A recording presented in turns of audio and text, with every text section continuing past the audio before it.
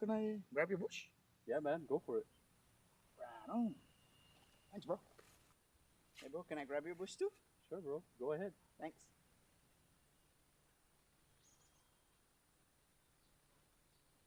Now I can grab my own bush. Saipan, it's time to grab your bush. Pick up a 12-pack of ice-cold bush, and you're in for more than just a refreshing beer. Every 12-pack gives you a chance to win exclusive bush gear and more. So don't wait. Swing by your favorite store, grab your bush, and join the fun.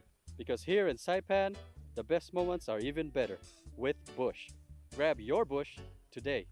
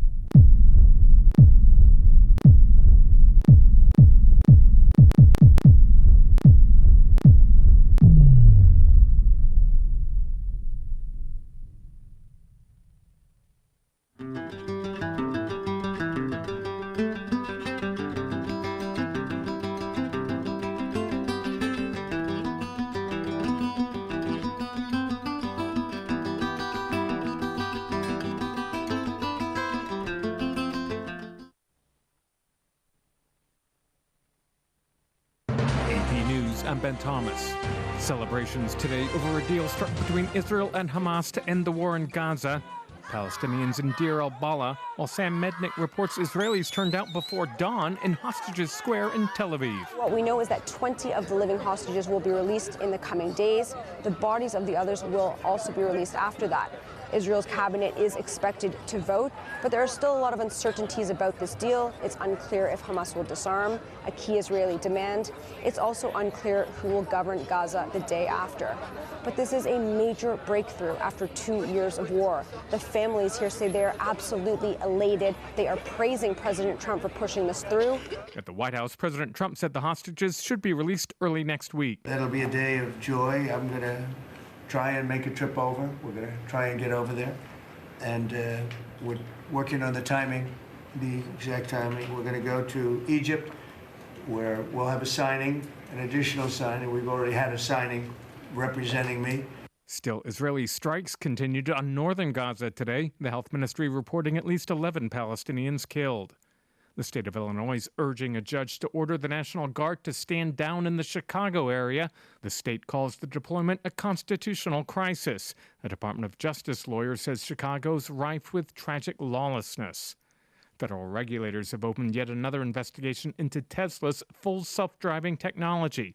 This after dozens of incidents in which the cars ran red lights or drove on the wrong side of the road, sometimes crashing into other vehicles. Wall Street's rally took another breather. The S&P shed about 0.3% from its all-time high, the Nasdaq less than 0.1%, while the Dow dropped 243 points, 0.5%. And Tropical Storm Raymond has formed in the eastern Pacific, the third system now off the western coast of Mexico. This is AP News.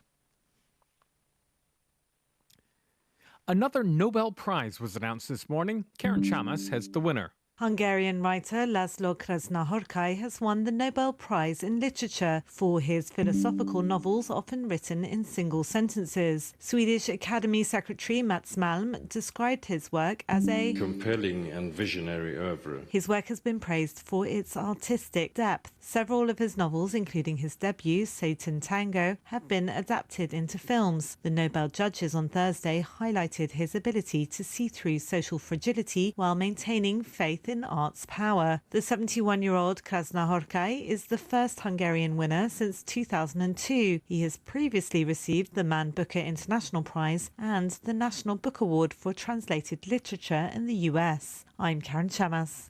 The Nobel Peace Prize announced tomorrow morning. There's more news at apnews.com. I'm Ben Thomas. Thanks for listening. If you see something, say something.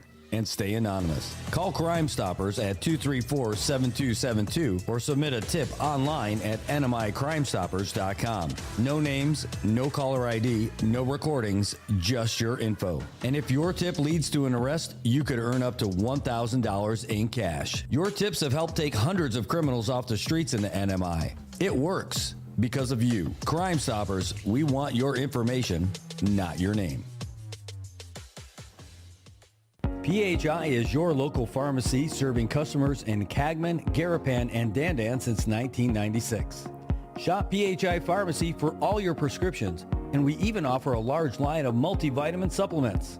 Our Dandan location is open weekdays from 8 to 6 and 8 to 4 on weekends. Or visit our Garapan and Cagman locations weekdays from 8 to 6 and 8 to 1 on Saturdays. Check us out online at phipharmacy.com or follow us on Facebook. PHI is a locally owned independent community Health Mart pharmacy. Health Mart, taking the time to listen and care. Fox Sports Update. It's another bomb. Kyle Schwarber has done it again. And the Phillies have busted it wide open here in the eighth. 8-1 Philadelphia. On TBS, what a night for this year's National League home run champion. Dodger starters have been a major story. Uh-oh, Schwarber gonna send one way out of here. How far will it fly? My goodness. Kyle Schwarber with a tape measure shot up on top of the pavilion and right. That is one of the biggest bombs you will ever see. No exaggeration. On TBS, only the third home run ever that flew over the right field pavilion at Dodger Stadium. First time since 1973 when Willie Stargell did it for a second time. The Phillies scored 5 runs in the 8th inning. 4 runs charged to Clayton Kershaw, who allowed 6 of the Phillies' 12 hits in his first playoff appearance as a reliever in 6 years. Tonight, Game 4. Dodgers lead the Phillies 2-1 and can move into the National League Championship Series with a victory. If Philadelphia wins, there would be a deciding Game 5 in Philly Saturday night. The other National League Division Series, the Cubs avoided getting swept by the Brewers. The Cubs won yesterday at Wrigley Field 4-3. It's another must-win for the Cubbies tonight at Wrigley, just after 9 p.m. Eastern Time. It's all over for the New York Yankees, eliminated last night at Yankee Stadium in Game 4 of the ALDS by the Toronto Blue Jays 5-2. For the first time in 9 years, the Blue Jays are in the American League Championship Series. Toronto beat the Yankees 3-1 and awaits the winner of the Tigers-Mariners series. Detroit came back from 3-0 down yesterday at home to beat Seattle 9-3 and even the best-of-5 series 2 games apiece. Deciding Game 5 is in Seattle tomorrow. The WNBA season on the brink of conclusion. The Las Vegas Aces took a 3-0 lead on the Phoenix Mercury in the WNBA Finals with a 90-88 win last night. It's Game On with the Fox Sports app, available wherever you download apps. I'm Jared Max. Get more on the Fox Sports app and foxsports.com. It's Will Kane Country. Watch it live at noon Eastern Monday through Thursday at foxnews.com or on the Fox News YouTube channel. And don't miss the show. Listen and follow the podcast 5 days a week at foxnewspodcasts.com or wherever you download your favorite podcasts. As the day unfolds with laughter and cheer. Brad's got the magic that brings us all near. Sharing tales of hope, dreams that shine bright. Good morning, Marianas, together we ignite. So join the palm trees, we dance through the days. Rhythm and soul in so many ways.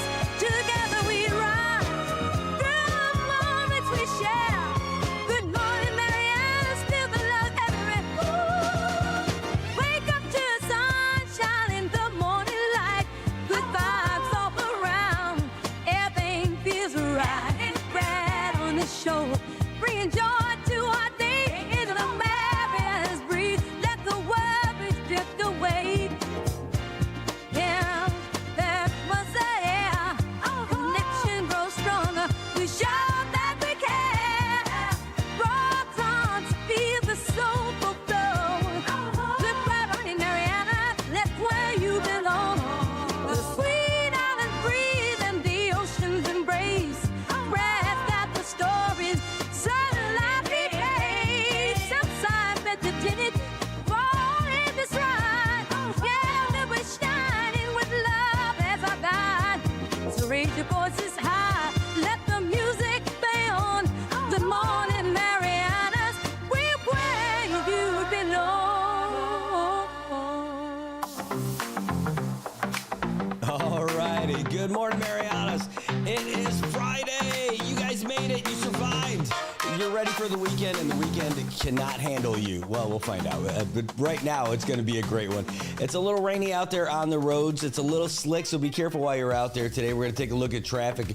Before we do that, though, we're going to tell you a little bit about your weather. It's 80 degrees outside right now. Humidity is at 87% out here at the Saipan International Airport. We're looking at scattered showers and thunderstorms throughout today. Partly sunny skies. High near 87. Should be pretty good. 30% chance of rain. And what does that mean? It means it's actually going to rain. So get ready for that. This weekend, we're going to be having pretty much the same thing. Isolated showers, partly sunny skies, and a high near 89. Both Saturday and Sunday. So get ready for those cross-country championships tomorrow over there at Saipan, Vegas. Elementary school, middle school, high school, they're all going. Not head-to-head. They're not all good. They're not going to be like, come on, we're going to push you down to the ground, elementary school. No. It is happening division by division. And these kids have been running for the past couple of months, and we're going to find out who is the fastest of all these little guys. All right, well, while you're out there on the roads getting to where you need to go, we're going to let you know about any holdups going on. Thanks to our traffic copter. No, it is just Google Traffic there. We're going to let you know what's going on. Right now, just taking a real quick look, it's just your standard intersection traffic all over the place. Some of the hot spots where you would expect are definitely hot right now, especially over there, Shell Dandan, where you got traffic in every direction, backing up just a little bit. The home of the Canaries. Everybody trying to either get their kids from San Vicente or they just dropped their kids at San Vicente. All the way down the hill from the church, all the way to Shell Dandan. It is a slow go, folks. So don't be in a hurry. Don't go too fast. Let's get over to the intersection that matters at the place where connections matter over by IT&E. It is slow over there as well. Folks coming down from Chalakidze are going to take a little bit of time, but really the big delay is for folks that are making their way down Middle Road and hitting up to the CMG. Speaking of that, where CMG meets Beach Road, it's a little slow as well over by the old AK intersection. And other than that, not too bad. Outside behind us, it's pretty sweet. Let's pull back again and take a look over there at by Hopwood. That looks pretty good too. Hopwood coming off of a big win last night in middle school soccer, 3-0 over my daughter's team. How could that happen? They're just too good over there at Hopwood. All right, over there by Guangdong Hardware. It is, this is, it is over by Guangdong Hardware. Folks coming up past the mayor's office is going to be a little bit slow. They're backed up all the way, almost down to the mayor's dog shelter. And then that's where the real backups start. Over there, making their way over to Saipan International School. Traffic going northbound is a little bit slower. How about over at the benefits capital of the world? No, it's fine over there by Nutrition Assistance Program. So let's make our way up East Drive, take a look, and see what's going on as we get past Cagman. Oh, wait, there's a subway? That is not a Subway. It says Subway. Somebody put Subway over there across the street from the old botanical garden. That is not true. But if it is true, I'm going. All right, anyway, we're going to make our way all the way down to Ena's Kitchen, and there's no traffic over there. But here, we're going to tell you about, there's going to be some traffic today, though, no doubt about it. Everywhere between Mobile, Sarugtasi, and Shell, Puerto Rico. That road in both directions going to be closed today starting at 9 o'clock. So get through there now while you can, because the mayor's office is going to be cutting monkey pod trees. Oh yeah, they are going to be cutting that down. Hey, where are we going to go? You guys are going to have to go slow through the village is how you're going to have to do it. You're going to be going through Sarugtasi Drive to Pila Drive and making your way over to Barranca Lane. And no, Barranca is not that green fighter guy who is in... Street Fighter. Thank you, Hiram. All I have to do is see it. All right. Hey, if you're making your way north through Puerto Rico, it's going to be slow if you are as you approach Marianas Heights as well. That light over there, people trying to get that cheap Bud Light over there at the troop store. They don't open till 10. You're okay. All right, let's keep looking real quick down Beach Road and Middle Road at the same time.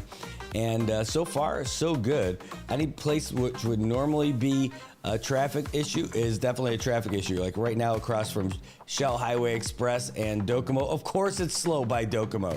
Sorry, Docomo. Sorry. Don't hate me, but it's true. You know it. That's why this color red. Anyway, so here we go. We're going to keep going past there. Quartermaster Road looking pretty good. It slows down considerably over there by McDonald's and DHL. Why? Because they're red and yellow too. People over there trying to get their breakfast. But really, folks coming down Beach Road right now, backed up all the way past Bank Saipan to the intersection that's right behind us. You know, that's your first look at traffic, but you don't have to worry about any of that stuff if you just hop on the blue line with Transit CNMI. Transit CNMI got you covered from Culverville to the Paseo for just $2 anywhere you need to go on their route. And it's even better if you're a student, a veteran, active duty military, Monopco, or if you've got a disability, it's only $1. That's right, $1, the sweetest smelling public transportation in the world. Monday through Friday, they're driving you all around from 6:30 in the morning to 8:30 p.m. Wednesdays and holidays, 6:30 in the morning to 8 p.m. You got to make sure you're paying exact change because they are not cash registers. They are transporters of you to where you need to go. Give them a call at 236-2682. You know what else I love about Transit CNMI? It's not just the air-conditioned buses. It's not just the comfortable seats. It's not just the smiling faces and the cheap prices. What I love is that they have free Wi-Fi on there. So while you're out there trying to figure out how you're going to pass that test or get that project done for your office in time, or maybe you want to text somebody that you want to like see later that night for happy hour, you could do that for free on their Wi-Fi. And you can also find out where the buses are. There's 4 of them on the route right now. There's one over there by Hopwood. There's one over by World Resort. And there's 2 out there just waiting. One of them is going to be in training as well. So Transit CNMI, there's a reason why they ended up winning a national award for being the best small market community transportation network. It's Transit CNMI, and I love them, and you should too. All right, well, that's your first look at sports, traffic, and weather. We got you all of those already this morning. How is that possible? I don't know. It's magic, internet, and all that stuff. Well, that's the fun stuff. We've got a lot to talk to you about today, but rather than jump into our headlines and all that stuff, we've got a couple of guests in studio with us who are going to share their stories and talk a little bit about things that are affecting them, and we're really happy to have them in studio. And that's not her. Hold on, I don't know why that camera does that sometimes, but when I turn it on, there we go. There are our guests this morning, and let's have them introduce themselves to you. Welcome to the show, you guys. Thanks so much for being here. Oh, can you pull that over a little bit closer? That mic. There you go. You can pull it right up. See how close I got mine? Yeah, they're Egu microphones. They get jealous when they're far away. So you can talk really close. Good morning. Good morning. Good morning. All right, people can totally hear you now. You want to introduce yourselves to everybody? Hi, my name is Felicina Regis. I'm stay-at-home mom. I'm wife of, I'm the widow of Calistro Tadella Regis Jr., Ports Police Captain. And I'm happy to be here. Thanks for having us. Thank you. My name is Haram Odon. I'm from, I'm representing the union, ARF. I'm also ARF. I'm the secretary in the union. I'm here on behalf of our president of the union, just to, as well, I'm also here to, in support of these women that, you know, are going through these tough times with their husbands and brother, for, how you say this? Well, hey, how about this? Let's start off with some of the other stuff. So you work for ARF, you're a firefighter? Yes, yes. And that's not your first go-round with public service, right? What did you do before? So I served for the Marine Corps out of high school from 2009 to 2014. Yeah, and after that, you know, I jumped around with jobs.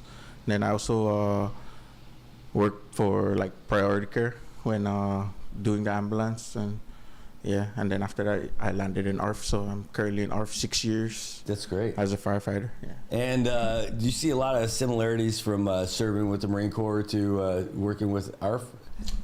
Yeah, a lot. You know, the Marine Corps is I don't know if I can say this, like the bastards of the military, and the feeling feels the same in ARF, you know. Yeah, I definitely get that feeling. I totally understand that.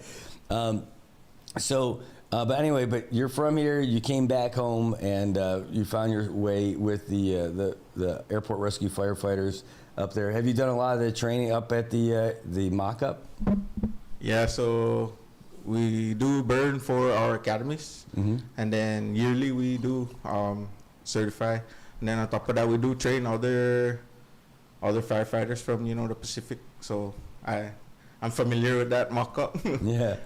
Well, I mean, I'll tell you, I went out there and I've seen it, and you don't have to be very close to it to feel the intense heat being thrown off of that thing. That is incredible. Yeah, it's pretty intense, but you know, when you're in that gear, you just gotta trust that piece of gear that you're wearing. Well, and you gotta trust the guys with you too, right? Yeah, of course. Like literally, it's a different definition, but it's a fire team that you're going in with, right? And so, you know, when you guys work together, you know, in your training, and you guys need to do all that training so that when the events do happen, you're able to work together as like one unit, and you know, following your orders and getting through and doing everything, right? Yeah, we basically train to, you know, train how you fight, right? So we just want to train to get the kinks out so that when we're there, we just, you know, we're in sync, we know what to do, you know, we don't have to really say much, and just, you know, just, how you say this, like muscle memory. Yeah, well, and all that stuff, and you gotta stay on top of it, right? I mean, you gotta stay fit, you gotta stay training. Like if you got downtime, there's still like physical demands that you gotta prepare your body for all the time, right? Yes. And not only that, so if you're up there at the airport, so you're working with all those CPA guys and everything too. Is there a lot of similarities between like what you're doing for ARF and what the guys from DFEMS are doing? For the most part, I would say yes. You know, we do train to extinguish fire, like, you know, the DFEMS. We do train EMR. Yeah, we don't transport, but we still respond to incidents that require you to have like a little bit of knowledge to help assist until they can get to that hospital. And the hours are crazy, right? This is not a 9-to-5 job. Yeah, honestly, yeah, it's 24 hours. Yeah, people say we get to sleep, but when we have to wake up, you know, we're awake. It's high intensity when you do have to get up, right? If Yes. they do those drills. Do they ever do those surprise drills, like where there's not an actual incident, but maybe you guys are catching a little rack and all of a sudden the alarm goes off?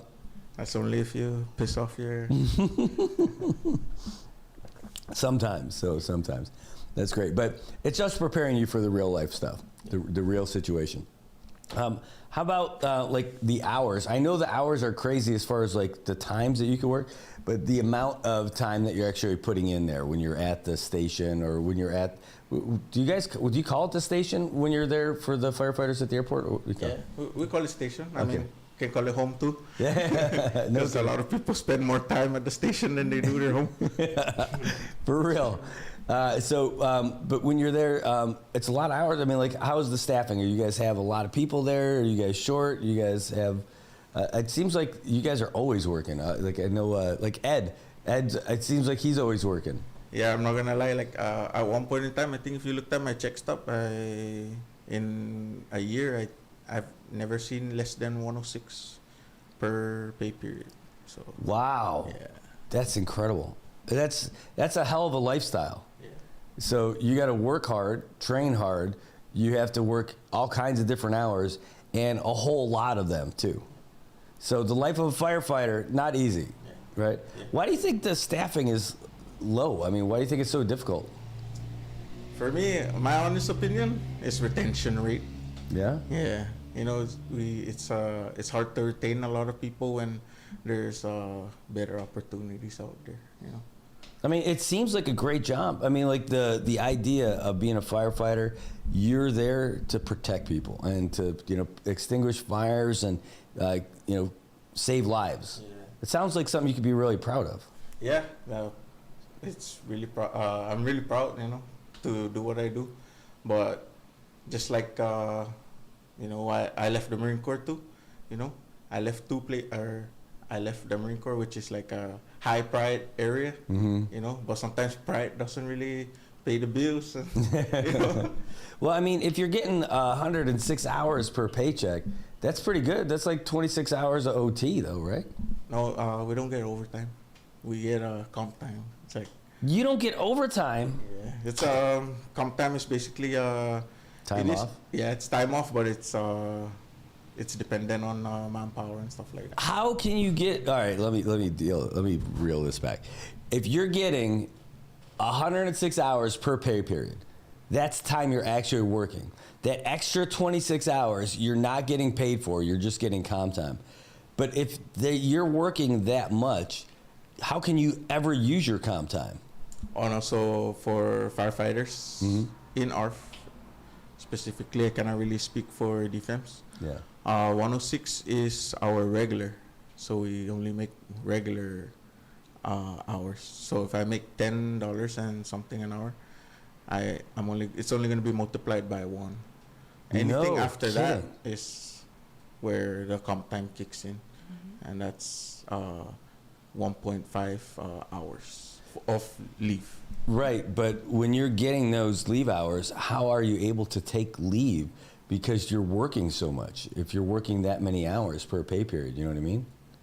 Like, it sounds like you don't have enough people, and then the people that you do have, you can't pay them, and the people that you can't pay, you also have to work the heck out of them because you don't have enough people to really have them go on leave. It seems like a cyclical problem, like a problem that just keeps repeating itself over and over again. So it's like if I take my comp time, I'm just basically giving it to someone else. Yeah. So that's a tough environment to work at. Now I know what you're saying. Like when you were talking about retention, I'm like, why would somebody want to leave? Because it sounds like a great job. It's a crazy job. And one that we absolutely need, right? We absolutely need firefighters at the airport or in our community, anywhere. Dude, I had no idea. I had no idea you guys don't get paid for those hours. You just get comp time. Wow. What happens, you must have a ton of comp time built up. Actually, no. I used up some of my comp time when I needed to. Well, and that means other guys got to do extra hours during their pay periods too. Not because of you, right? But because people use up all that comp time, they get all that comp time. That's why you have to have all that overtime, right? For the other guys who have to make up for all that. And it's a standard pay period is 106 hours for you. Actually 96. 96. Yeah. Okay, so that's still 16 hours of comp time, right? So we make 96, but if we do end up making more hours, then we only get paid out 106, and then everything after that is just gone. Wow. That's a tough one, man. That's difficult. And it's just you. You married, you have kids? I have a partner. I have 2 kids. Wow. So do you ever get to see them? I mean, when you're working that much? I used to think like, I could see them. But then now that I think about it, it's like they go to school, they go to work. And when I'm off, they're at work and school.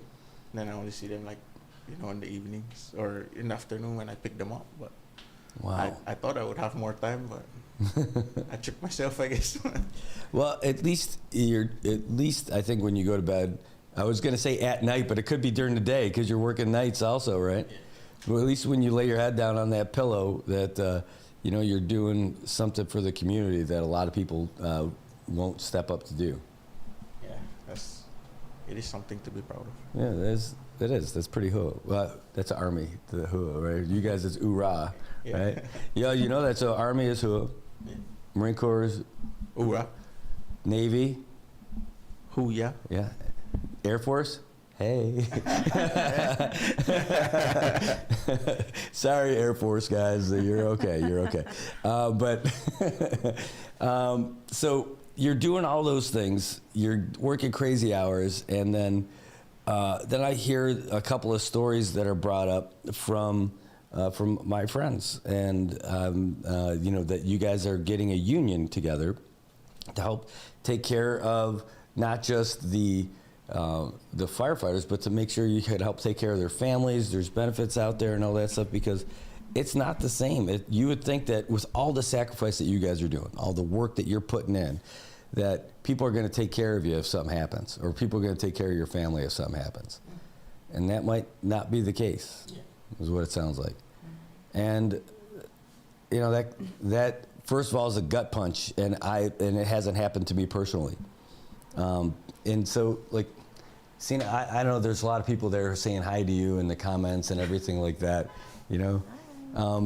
maybe there's at least 4 stories that are happening right now at the same time, and I was wondering maybe if you could share yours a little bit with us. Okay, I'm gonna do my best.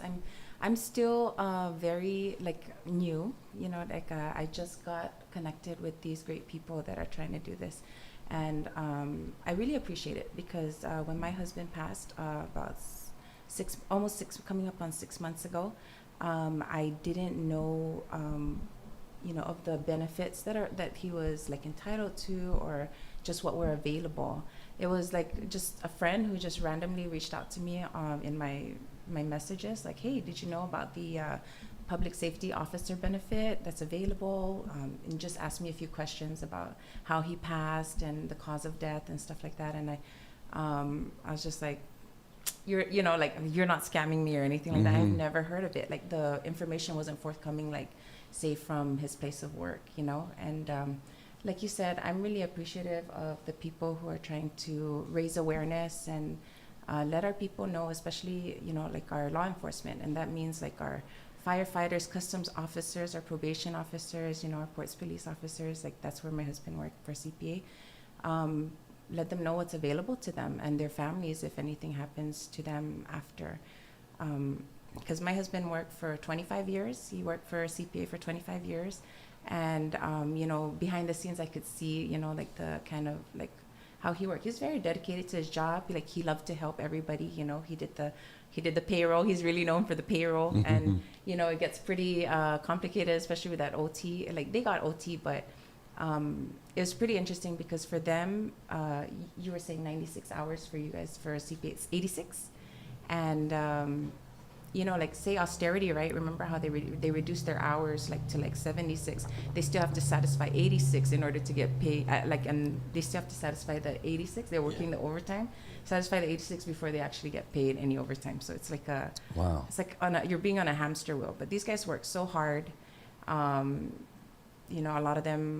lot of the issues is the short manpower. And I think that chronic stress, takes a toll eventually on the individual and the officer. And it's really sad to see because, there's a lot of pressure, especially I think on the providers, they're trying to provide for their families and stuff like that. So I'm just grateful for what everyone's trying to raise awareness to, because, you know, I had no idea. Well, maybe you could help, like, give a little more context to what Hiram was talking about here about, what was it like your perspective just seeing your husband working like that, and how much time did he get to have with you guys doing all that stuff? Oh my goodness. He would work like, 12 to 16 hours a day, 6 days a week, so, again, short manpower. Cal was, my husband Kalisho, he was, he tried very, very hard to like streamline things.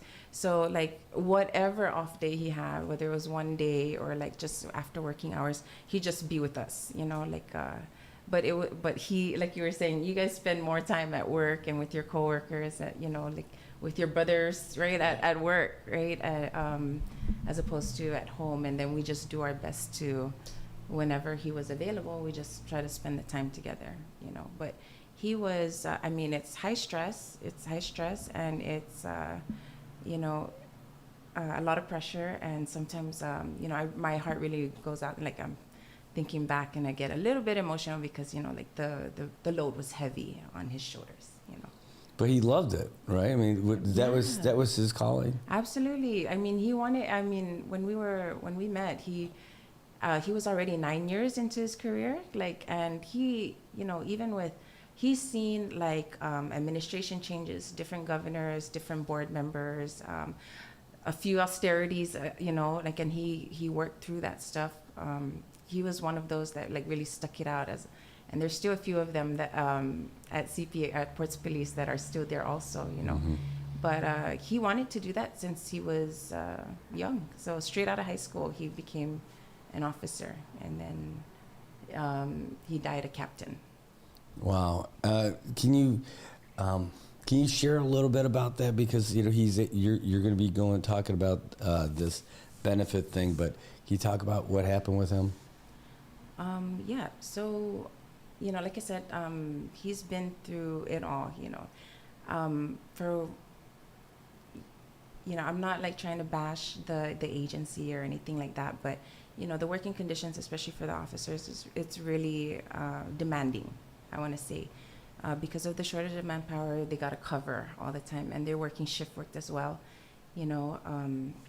Cal, he was a captain along with Captain Mark Tovis, and because they're on the supervisor level in that it's a small department. I think about 33 of them or whatever, but don't quote me on that, but because we're on the, but if Cal needed to take leave, for example, right? Another supervisor would have to cover him. He'd have to talk to somebody, right? He'd have to talk to somebody around the same rank to be able to take leave. And it was very hard for him to do that. He was all around guy in the department. And so if he would request leave, it was kind of hard to let him go. Mm-hmm. Yeah. So, so it's just, can you bring? Well, so he wasn't like an old guy like me. He was a young guy. No, he was 43. 43. When he passed, yeah. And it was sudden. Yes. So the day he passed, he had just clocked out, and he was scheduled. He went on a fishing trip together with my brother, our nephew, and a family friend, and. They went down to Obsen Beach, and in the evening, I think this was only, so he clocked out maybe around 4:30, no, he got home around 5, because at the time he was also on the committee for that Aerodome conference that was being held here. So I don't know if you guys were involved also. I wasn't a part of it, but there's... Yeah, so he was a part of the coordinating for that too, which is just, it's kind of volunteer, they needed help, so he stepped up to help the committee. And so after, and around that time, I remember they were doing the peace officer things, to honor the officers that month.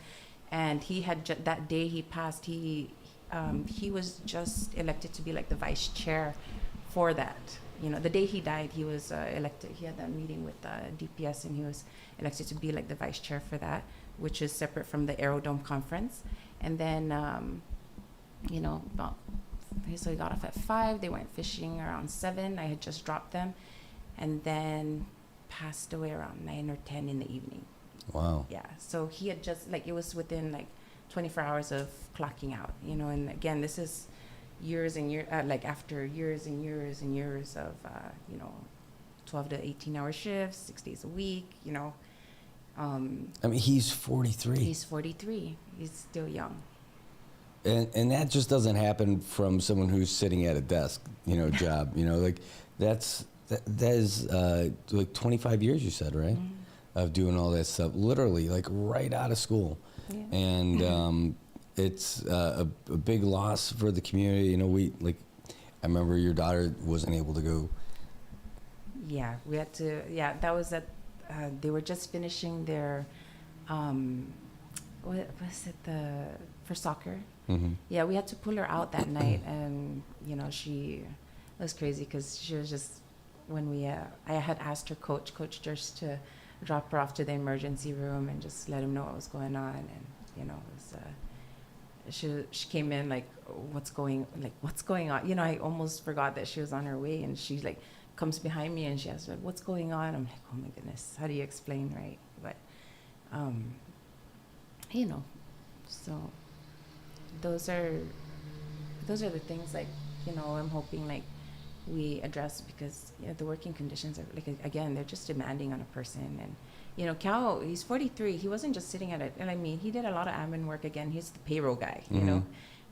But you know, he would get up and help assist with operations, like, you know, clearing of the traffic and whatever else, you know, complaints and, you know, even arrests if necessary. But at home, he was a farmer, you know, fisherman. Like, you know, he was, you couldn't get him to sit still. You know, yes, he's at home, but, you know, he's doing his farming because I remember him saying, like, he felt like he was just running out of time. Like, and wow. So he was just in a hurry to secure things for us, or, you know, again, like, do the things that he wasn't able, like, you know, like the farming. And, you know, he really wanted to go fishing a lot. So whatever free time he had, I'm like, all right, if you want to do it, go for it, you know. Like, just okay, just do it, go, because that's all you have, because everything's just, his life is basically, majority of his life's at work. At work, so he just has that squeeze, that little bit. He's just trying to squeeze whatever little bit of life for himself to do the things he loves or spend time with the people he loved. Yeah. Wow. So now this benefit thing that we're talking about, can you tell us a little bit about this? Because this is pretty new for me. It's pretty new for me too, but I guess there's this federal, on the federal side with the Department of Justice, I guess. It's called the Public Safety Officer Benefit, and I'm aware that only one person, like one of the one of the 3 people that I got connected to, was approved, like, or received the benefit here on island. That's one, you know. I'm like, that's pretty crazy. I had no idea. I didn't know about that benefit, that it was available, until a friend reached out. Well, that's massive. And how long does that whole process take? I guess it depends, because in the application, like, you do your part, like part A of the application would be for you to fill out, you know, like the personal information, and then part B would be like the agency to, you know, validate and provide like supporting documents and stuff like that. So I'm not like too far into that yet. I'm still beginning the process, and, like, you know, hoping it works out. We'll see. Well, Hiram, there's some other stuff going on with some other folks have similar stories of, you know, working that hard and being out there, and we even have a story from someone else who's not with us today in studio, but you know, we received her information, Velma. Can you tell us, are you up to speed on that story, or do you have some of the info that you could share with us? Honestly, Brad, I'm not too, how I say this, I don't want to really say anything on behalf of the family members that are going through this stuff. I'm actually just here to, you know, like, just for, like, you know, moral support mostly, yeah, but I really don't want to speak on their behalf on their story because I'm not going through it personally. That's fair. By the way, question came in and said, what's the name of that federal agency? A couple of letters that I want to get out here for you guys. And let me open this up. This is some of the stuff that was sent to me. And you guys might not be able to talk about it, but I'm sure that you're familiar with this story. And I'm just going to pull these documents up here real quick just so I can have them, so I could show folks who are watching at home.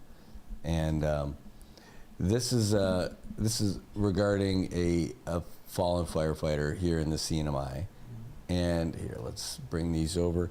And these are, it seems like it's an ongoing thing. Like, this is not an old or a new issue. This is something that's happened over the course of years. Someone who had lost their spouse. And here, let me get the share screen on here so people can see it. Let's do that. Is that it? Boom. Yeah. This is Velma de Leon Guerrero de la Cruz. And here's the letter that she had written. And this is like an ongoing fight for her for like 18 years. She wrote a letter to the fire commissioner, Pua, saying that she'd like to request law enforcement officers' benefits for her husband and their children's father, firefighter Ernie Taguita de la Cruz, who passed away back in March 12th of 2007. Writing to request because she's been following up on the claim for workman's comp, only to find out that they needed to go through the department. So this is something she's been trying to do for 18 years, and then she got rerouted to go through the fire department. And then they asked for all the documents and all that other stuff, so to help to be like the supporting documents. And then she just gets this reply about, last month. And it was, from the commissioner saying, hope the letter finds you and your family in comfort during this time. I'm writing regarding the benefits pursuant to LSR number 25531, which is the attached stuff. The AG's office determined that there's no supporting facts for a claim in the instance. The findings indicate that Mr. De La Cruz's passing appears to have been due to a natural disease or illness rather than resulting from the direct and proximate result of a personal injury sustained in the line of duty. We understand that this news may be disappointing. We want to express our sincere condolence. So it's not that the commissioner doesn't have heart about this stuff. I mean, you can read that in what he's saying, but it's basically saying that that's a tough one. Now, the reply that we got from Ms. De La Cruz gets a little bit more detailed than what we had in the first part, and she's not happy about it. Clearly, it's in here writing about this. She's like, it's to formally appeal that decision from the commissioner, saying that to deny the death benefit claim for the untimely passing of her husband, Ernie De La Cruz. And she says, you stated in your letter that there are no supporting facts for a claim in this instance per the Attorney General's response, where her late husband, who died while on duty, who was currently working a second shift, who responded to multiple calls while on that shift, who was serving as the supervisor at the time of his death, suffered a medical emergency on DFEM's property during his shift, while performing a physical fitness activity intended to ensure his health and wellness. This is crazy to me that this doesn't count. Right. Do you have to physically be walking out of a building that's on fire in order for that to be considered on duty? He's doing stuff at work on the property. And again, like the way she worded it here, that she's, it was during his shift where he had already answered multiple calls during that shift, a second shift, and he was performing, I'm just gonna guess, is like working out at that time on there, so he could stay fit for that job. So her response continues, says, this is both disheartening and disappointing.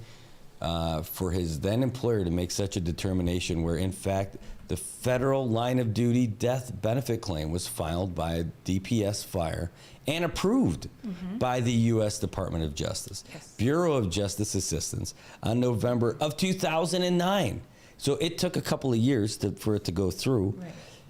16 years later, she still can't get love from the local. Right. This is a guy from here who died on the job. His line of duty death benefit was approved by the federal level, who doesn't know this guy at all. Right. But all the people that he grew up with, all the people that he served in the community that he served, 16 years later, shouldn't it, you'd think it'd be the other way around. Right. And I'll tell you, I get choked up because it just seems like a real injustice for this guy. I mean, really, what do they say? These guys are heroes, our firefighters. And we have celebrations for them every year. Yes. We just had the Field of Heroes for first responders and all that stuff. Yeah. What is all that crap? Lip service?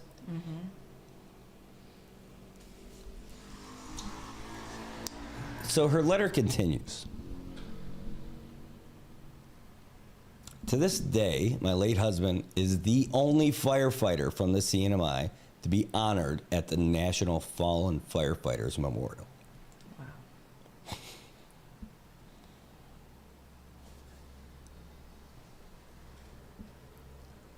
How do you turn your back on someone like that? It makes no sense to me. None.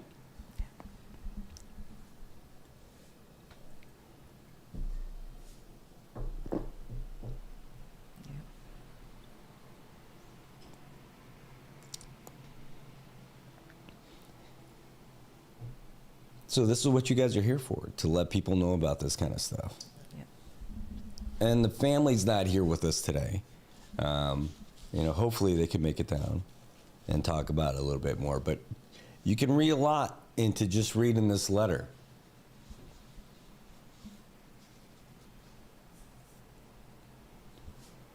Come on, Commonwealth, we're better than this. It says, furthermore, in the case of police officer Jackson Davis, Department of Public Safety filed and paid a death benefit claim in 2023. Thus, a precedent has been set, seeing as this is a similar case and circumstance. I find this decision to deny the death benefit claim of her husband to be profoundly insulting and wholly unacceptable. After 17 years of selfless dedication, faithful service, and countless sacrifices made by her late husband and her children, she demands a formal apology as well as restitution from both DFEMS and the CNMI government, specifically Attorney General's office. Anything less would be a continued affront to the dignity, loyalty, and, as cited in House Commemorative Resolution number 1591, untiring services he gave to the people of the Commonwealth without hesitation. It's inconceivable that such a disregard has been shown. Such disregard is unacceptable and must be addressed immediately. That is the nicest way she could say that this is terrible. And why of course it's the family that has to do this, but how is it possible that she has to be the one doing all this stuff? It's sad. And so the governor has received this, lieutenant governor has received this, the House Speaker has received it, the Senate President has received it, and the Attorney General's office has received it.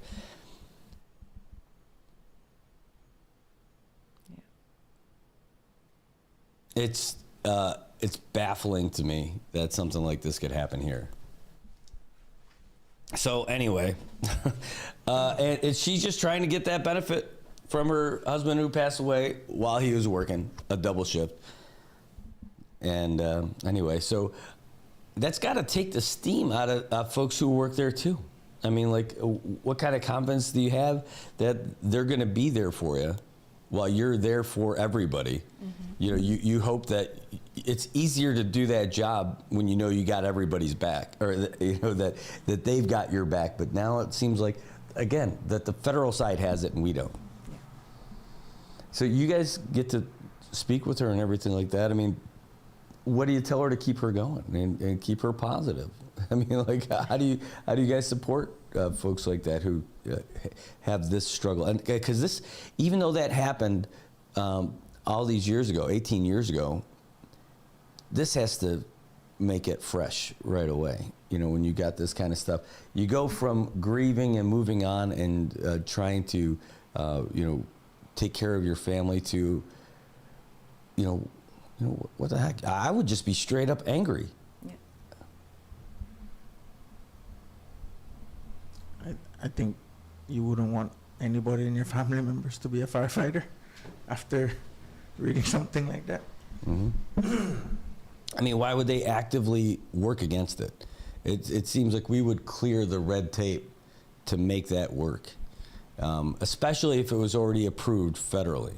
Like, that's the thing. They're the hardest ones. Yeah. Right? They're the hardest obstacle to overcome. And I can tell you from VA stuff, it's the hard obstacle to overcome. I know it's not apples to apples, but I mean, it's a similar thing, the federal process. You know, here, we're the CMI, we have heart here. Yeah. You know, we care about our folks here. We take care of our folks, right? This happened while he was working a double shift on duty at the firehouse. I don't know. Looking to you guys, if you've got any comments about this, you guys can give us a call. The number is 789-2323, 670-789-2323. It is, boy, it's just terrible that happened. Now, I know, to be fair, you got to give everybody the benefit of the doubt on this. Could it just be a paperwork thing? Could it just be a misunderstanding? Is this something that they could fix easily? You know, I don't know. I would hope so. And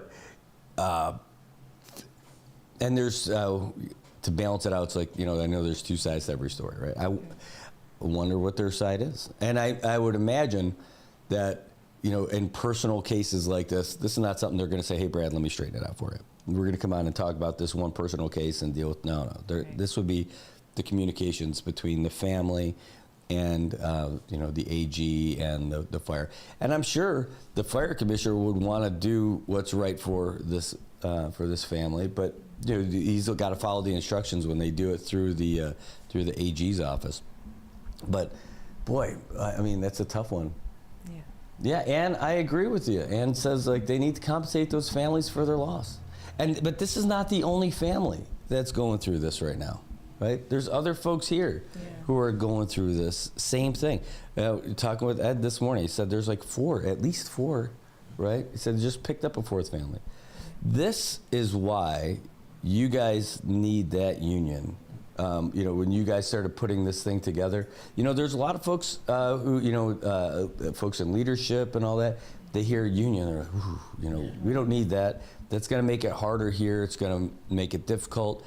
We can't afford it because they're going to ask us for too much. You know, we're already struggling and all that stuff. Look who's really struggling. The guys who are really doing this work. Yeah.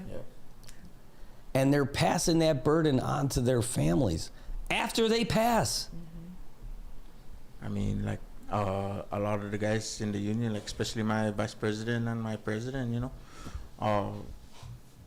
they do a lot of the research for free.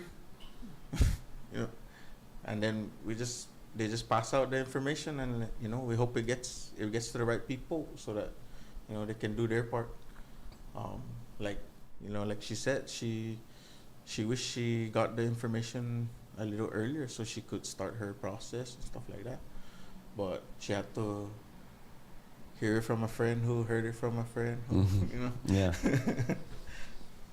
Well, I mean, that's the important thing. You guys stand up and doing it for each other. And like you said, doing it for free is even better. You know, like for VFW, right? We've got VSOs, Veteran Service Officers, and they've got them at the post and at the district, you know, like at all the different levels. And their job is to help veterans with their benefits. And the first thing you do is get denied whenever you apply for all that stuff. And it's a battle to do all that stuff. And literally, it sounds terrible, but it's like the VA is the enemy for veterans. And it sounds totally counterintuitive. It shouldn't be, right? But it's like that's how people refer to them. It's like they're the enemy. They're fighting against you getting your benefits. Yeah. Then after you get approved, then like you're past that threshold, right? But for this, so we've got folks who go through training and everything, and we just had someone go through training from our post a couple nights ago for this kind of stuff. And it sounds like now you guys are starting to get that kind of stuff going for the frontline guys, for firefighters and police officers, right? Law enforcement. Yeah. So hopefully you don't have to deal with stuff like this. But it seems to me like there has to be something. And you know, the tough thing is that, can you imagine going through this stuff, just trying to get the benefits that your spouse has earned? Yeah. And then you're going to have to now pay for an attorney to have to sue the government and the agency. Like, and I'm going to say it like, because the government isn't just like a bunch of people at those desks. You're suing the Commonwealth, the very people you took an oath to protect. You have to sue them because they're not taking care of you and your family. Man. Yeah, and what I've learned by talking to, just very briefly with some of the families, is that they're not asking for more than what the officer is entitled to. It's already, it's already written in the black law. and white. It's in the law already, that this is what they're entitled to, and they're not asking for more than that. Just what they're entitled to. That's it. It's already in the law. Wow. So what's next? I mean, we don't have Velma here, unfortunately, but so she can't tell us. But it just seems like that's the only logical next step. If they've got a decision, unless there's a response to this letter about anything else. I don't think she's got anywhere else to go, other than court. Yeah. And that's not going to be a fast process, So this woman's going to be denied for more years, adding to that anguish, and she's got to keep struggling. It just blows me away. Right. Well, I'm thankful for you guys for coming in and sharing your stories, and getting to meet you for the first time is pretty cool. Thank you for having me. Yeah, chatting you up beforehand and hearing a little bit about your background and all that stuff. So you deployed. You went out there. You got in a little Sandy as well. So you're eligible to be a VFW guy too. Yeah. Yeah, man, I gotta sign you up before you go. All right. We're gonna take a break, but before we go, I'm gonna get you signed up with us at the post, and we're gonna talk about it because I have the applications here with me, and I know the guys from Project Buddy Check are gonna be there. Speaking of that. Because you're in that group too with the Project Buddy Check. I love these guys. These guys have me more energized about doing stuff for veterans than I have been in years, because all you guys sharing their stories and talking about what you guys have done, and then just being around you. It's fun talking some smack. Like we did about the hua and all that stuff. But yeah, it's great. Are you going to be at the golf tournament this weekend? No, man, I don't play golf. No, but are you working tomorrow? No, I don't work tomorrow. Okay, good. So here's the thing. You don't have to go. I'm not putting you on the spot in front of a whole bunch of viewers or anything. But tomorrow is the golf tournament for Project Buddy Check 670 at Lau Lau. And it starts early. You don't have to golf. I'm not golfing. I'm going to go to my kids' cross country first. Then afterwards, I'm going there to help out with the other stuff, and then for the banquet and all that stuff, man. It'd be great to see you over there, and be a part, hang out with the guys, and sometimes all you gotta do is just be there. You don't even have to have a big role doing all kinds of stuff. If you're just there, it's kind of cool. All right. And then we can have some coffee. We put some Baileys in the coffee over there. Yeah. Shout out to your wife. Oh yeah, yes, that's right. She knows the story though. Sina, thanks so much again for sharing.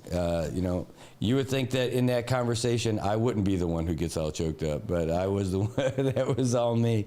Thanks for being so generous with your time and with your story, and thanks for your husband's service to our community. And it's great to know that you're on the good side of this stuff too. Thank you. Thank you. I'm grateful to be, like you said, CNMI is a lot of heart, and we're like a small community, but I think one thing that stands out everywhere is like our connection and our heart, like you said. So hoping for, better for especially our law enforcement, the blanket of law enforcement, everyone that falls under that. Yeah, well, thanks. And Hiram, thanks for being here too, man. Really appreciate all your time and for the conversation too. I mean, I didn't do much, but I'm just here to show support. That's the humble guy right there. You guys, you can judge, you can learn a lot about somebody in a short amount of time, and I learned I like this guy. All right, so I want to say thanks to our guests for being here this morning. We're going to take a break. In fact, what I'll do, I can get you the latest news break real quick. So give me a little bit of time to say goodbye to these folks and get this guy signed up and ready to go for VFW. So we can see him at our next meeting. We'll look forward to it, too. Hey, did your brother serve, too? Yeah, my brother did. Man, we could talk about him, too.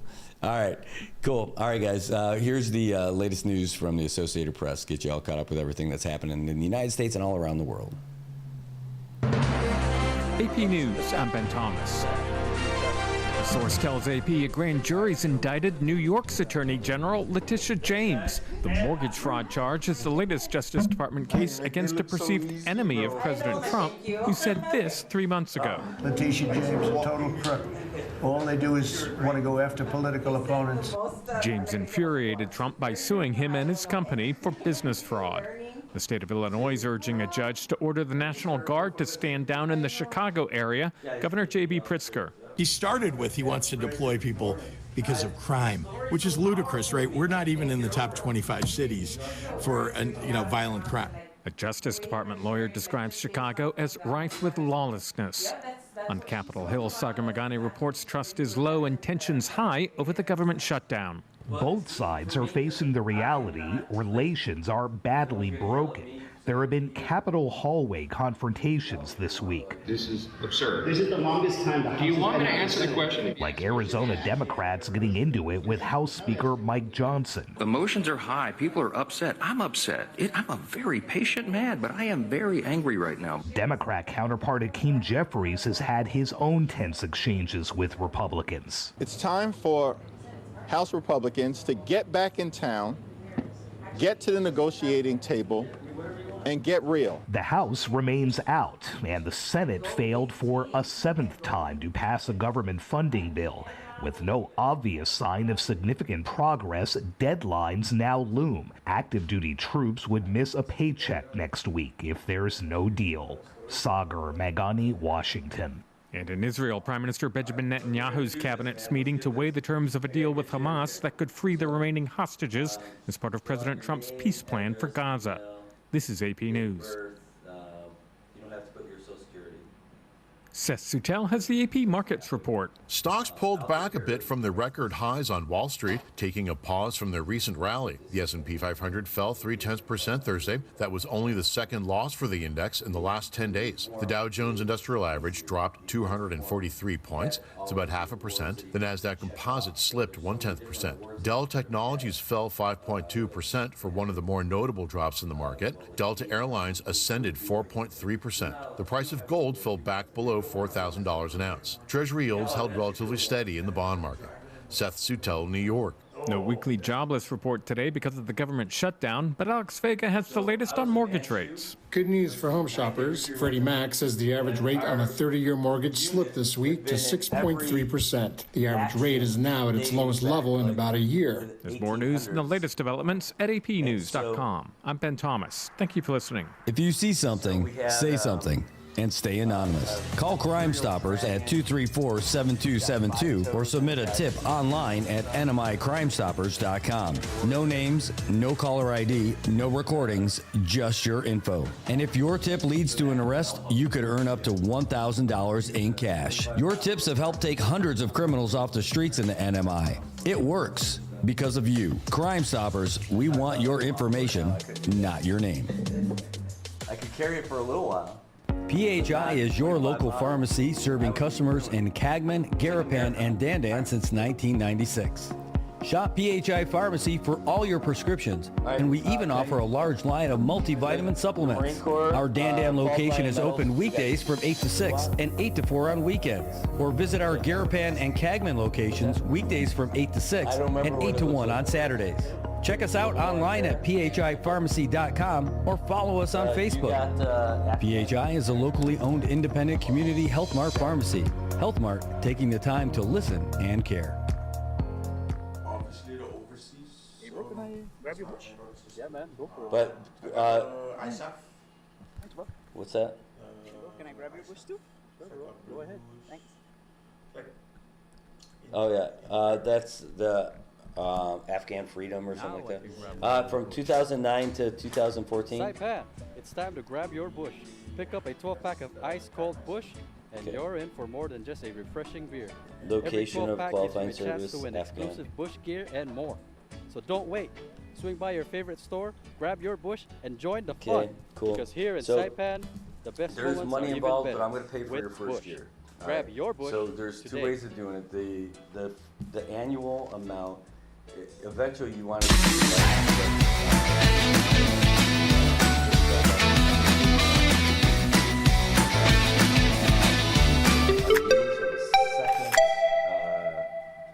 Second Thursday of the month, so we just had it last night. So next one will be in November, and it'll be a couple days after our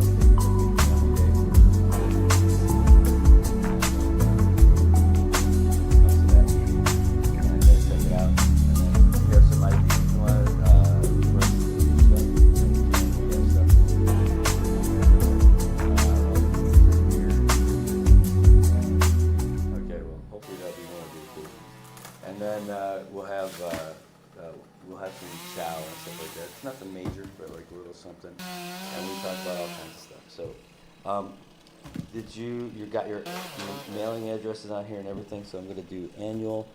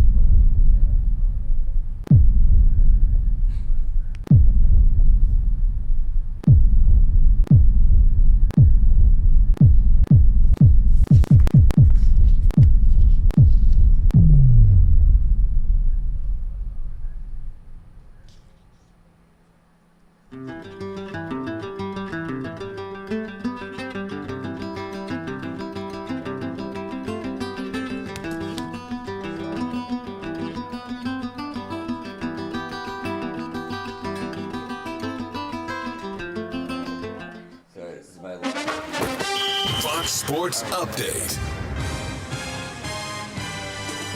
It's another bomb.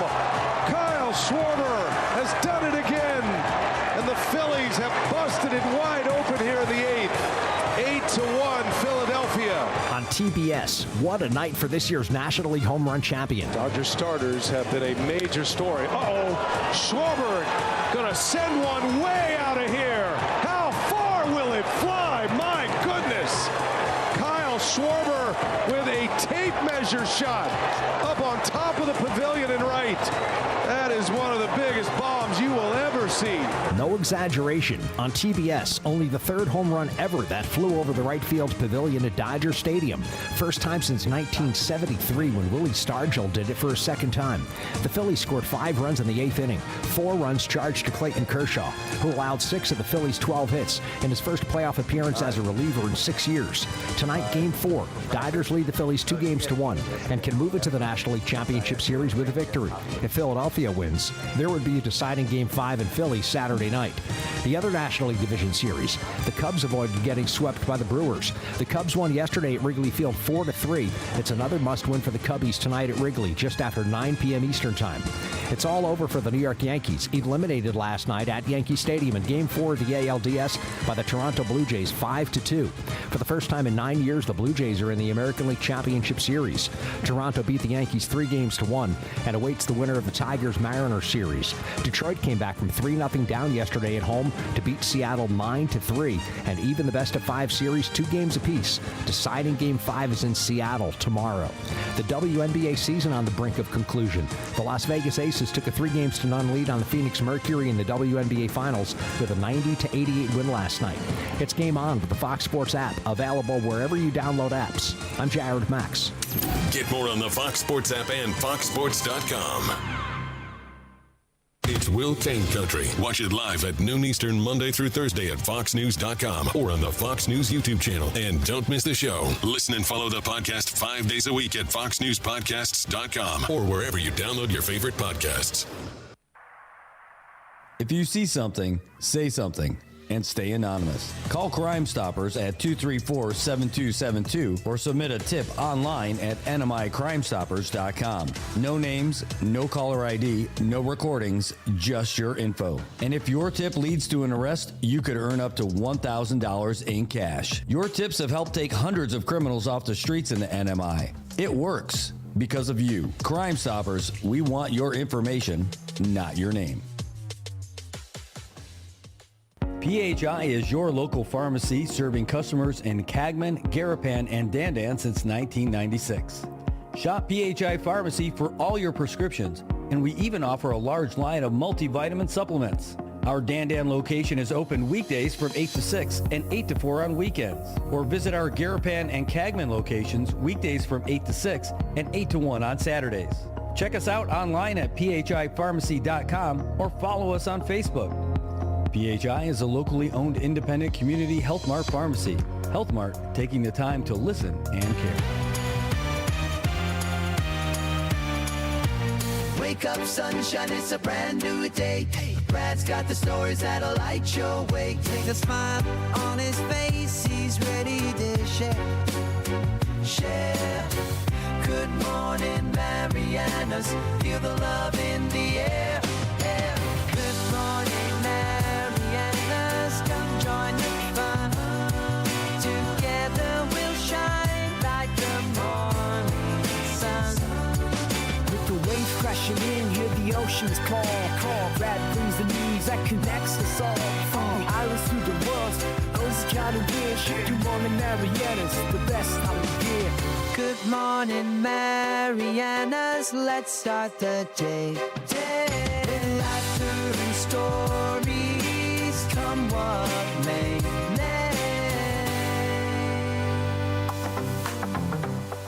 All right, welcome back, Marianas. It is 8:48 in the morning here on Friday. My goodness, finally Friday.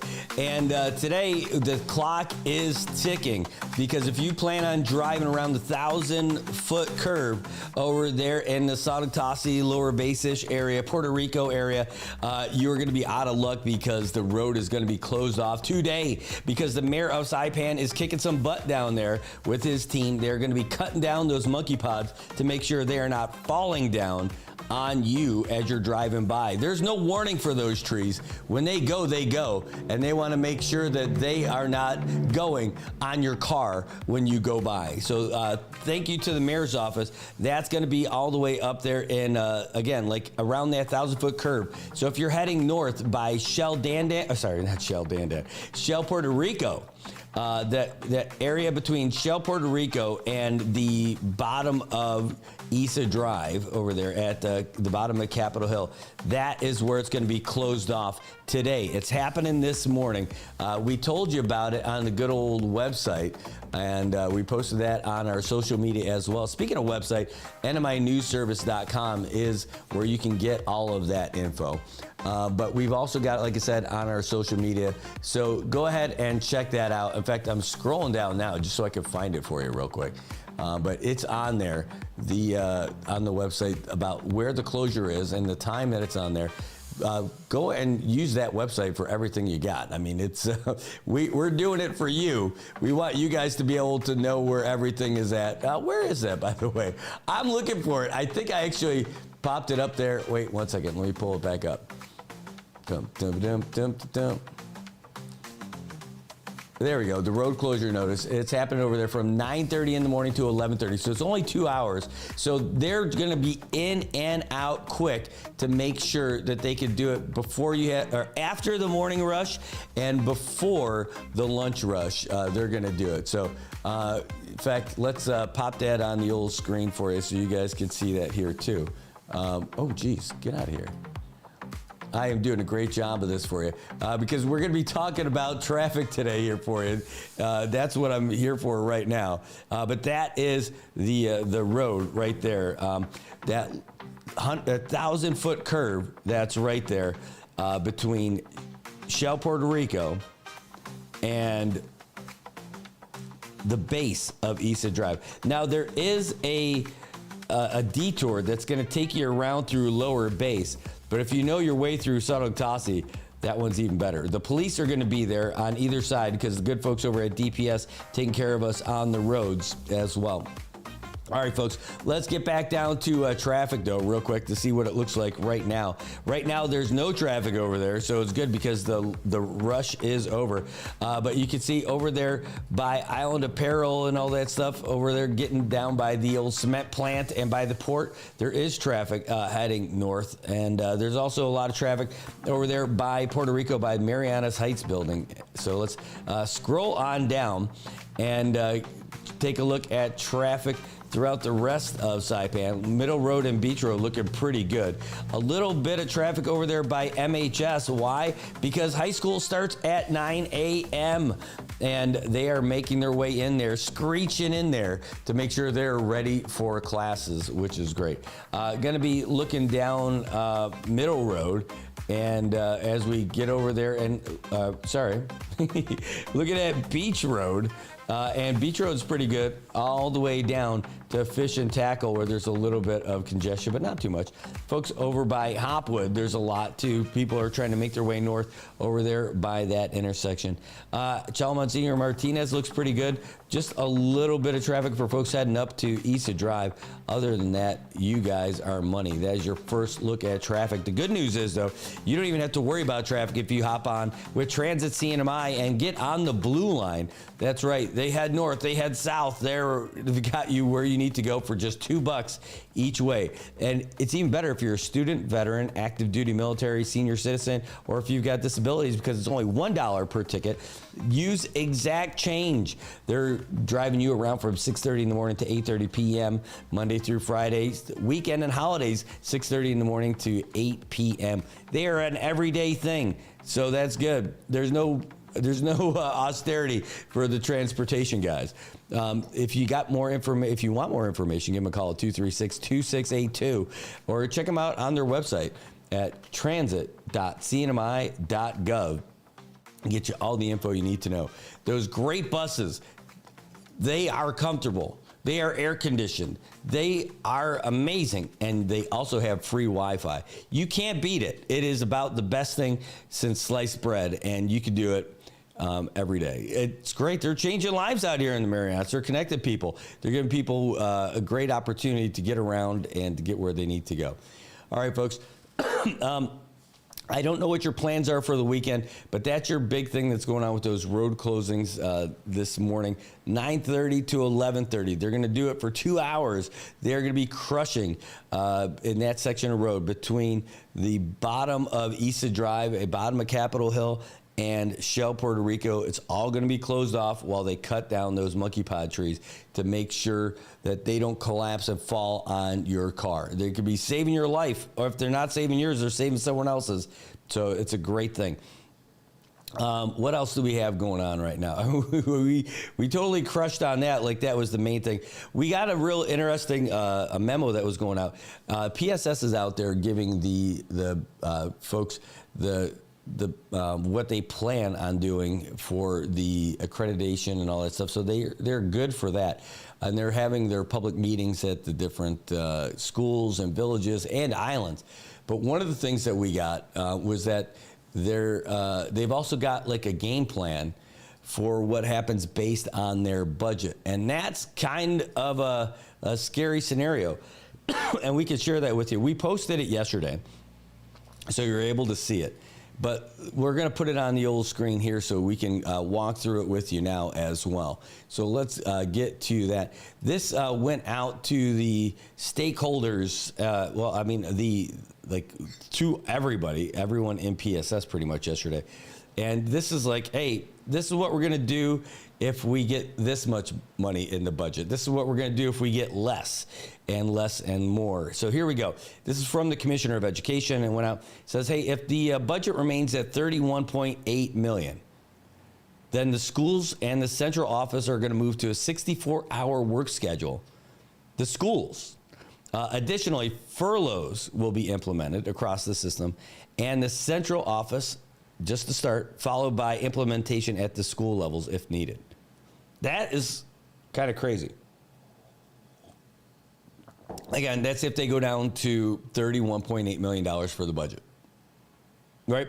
Then they have other options because they're not sure how that's going to work because they're still working on that MPLT thing. There's still a little holdup with that, which, again, is not what was anticipated. Even though the House and the Senate and even the governor signed off on it, they're still working on this. If the government increases the budget to 37 to 39 million, then the schools will operate still on a 64-hour schedule. The central office will also shift to a 64-hour work schedule, and they will still implement furloughs. If they get more than $39 million, then they're going to have to figure it out. It says additional planning discussions will take place to determine potential restorations or operational adjustments. So their plan is that it's not just what they get here. They're pretty much planning for the worst, and they'll try to give more things back. You know, it's interesting because they said, you know, if they would have got $39 million initially, they were saying that they were going to be fine. Not so now. That's why it's interesting. It says, if the budget remains unsolved by late October, then the changes will begin in November, and a revised school calendar will be released at that time. This is a tough pull. You know, it's a tough pill to swallow because now hopefully the governor's office and the House and the Senate will. Okay. The governor's office and the House and the Senate will have figured out this budget. Now, we have been asking throughout the week, hey, is the revised budget ready? No. Is the revised budget ready? No. Is the revised budget ready? Still no. So they said that maybe today will be the day when that gets signed. Keep in mind, when we did the press conference like a week and a half ago, they were saying it was going to be done this past Monday. In fact, the governor's talking to Secretary of Finance Tracy Narita in the press conference saying, hey, so it's going to be done by Sunday? And she's like, no, Monday. All right, cool. So Monday. Well, Monday is come and gone. And right now, everybody is wondering what the heck is going on because we thought this stuff was going to be wrapped up already. Well, it's still not done, and we don't have the answers yet. I wouldn't be surprised if we get called in to find out that this stuff is done, but it's not. And, then there's all these other questions. Again, like how, if you only pass this as a temporary measure that you're going to fix, and it was really just a stopgap, how long are you going to keep it floating, right? I mean, how long are you going to keep it floating? And how long because this means that this is one extra week that they haven't implemented any changes at any office, right? We asked them these questions and they still haven't implemented anything. The good news is we've been asking, we asked the question about the federally funded employees. We said that because, they were going to reduce everybody's work hours and everything across the board. out of fairness and everything like that. But the thing is that this is money that's already been budgeted for and approved at the federal level for salary, right? For personnel. And if you cut back the hours of the people who are already federally funded and applied, or sorry, not just applied, the approved for that budget from the federal government, then what you're doing, you're taking money away from people. And now this is interesting because you're taking the money, the people who have those jobs, those are people from here. They're people who live here and spend their money here. These aren't people sending their money off island and all that other stuff. So you're taking money away from the Commonwealth's economy who are federally funded. Not local funding, federal funding for those salaries. You're taking that money away from folks that's, one, that's less money for them to spend on gas, food, utilities, their bills, and spend in our local businesses. Right? You're just taking that out. So the good news is we had heard that that message has gotten through to the folks who are planning for all these austerity measures and that they wouldn't be uniformly enforced on federally funded positions. And that makes sense. That makes sense because if they do, again, you're only compounding the problem for our economy. You're taking tons of money away from folks who would otherwise be spending it to keep our economy, our economic machine running. So that would be an issue. All right, here's the other thing. We're going to keep going with this. It says, if austerity Mondays are implemented, then Federal Programs Office will review the option of providing differential pay for instructional staff and administrators who opt to work on those Mondays. However, this proposal is still under review. It says, if employees wish to use their leave on an austerity day, it will not be permitted. Any type of leave cannot be used to replace work hours on designated austerity days. The governor said that already in his directives. That's something he already put out. If a holiday falls on an austerity Monday, then employees will get holiday pay and austerity will take place then the following workday. See, for me, I say, why bother? Just make them go to work on Tuesday. Don't make it an austerity. You're just, you're wasting time. The austerity, it is an easy fix. It's an easy fix. Just don't have austerity that week. Just don't have austerity that week is the answer. Because they're already working on the legalities of whether or not you can not pay people for the holiday.